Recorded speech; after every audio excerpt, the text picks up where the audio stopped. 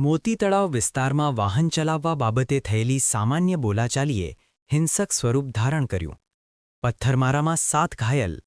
DYSP સહિત police કાફલો ઘટનાસ્થળે દોડી ગયો.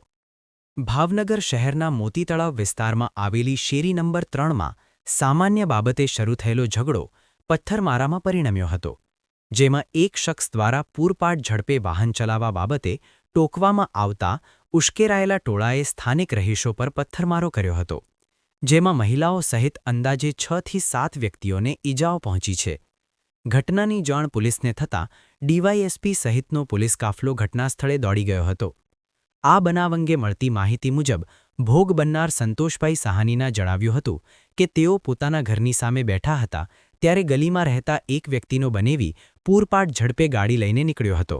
ગલીમાં બાળકો રમતા હોવાથી સંતોષભાઈના મોટાભાઈએ ગાડી ધીમી ચલાવવાનું કહ્યું હતું.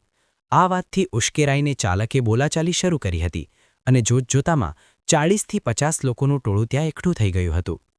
વધુમાં આક્ષેપો કરતા જણાવ્યું હતું કે સામે પક્ષના લોકોએ આ હિન્દુઓ છે, આને મારો તેવા સૂત્રોચ્ચાર કરી સામાન્ય ઝઘડાને હિન્દુ મુસ્લિમ વિવાદમાં ફેરવી નાખ્યો હતો.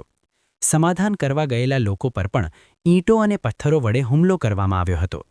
પીડિત અભિમન્યુભાઈએ જણાવ્યું કે હુમલાખોરો પાસે કોઈ પૂર્વનિયોજિત હથિયારો નહોતા, પરંતુ ત્યાં પડેલા 2-3 ટ્રેક્ટર જેટલા પથ્થરો અને ઈંટોનો મારો ચલાવ્યો હતો.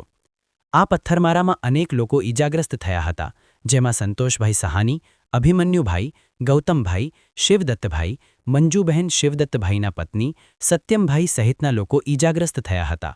ઈજાગ્રસ્તોને સારવાર અર્થે હોસ્પિટલ ખસેડવામાં આવ્યા હતા. ઘટનાને પગલે વિસ્તારમાં ભયનો માહોલ જોવા મળી રહ્યો છે. ઈજાગ્રસ્તોએ જણાવ્યું છે કે તેઓ હુમલાખોરો વિરુદ્ધ પોલીસ ફરિયાદ નોંધાવવાની કાર્યવાહી કરવામાં આવશે.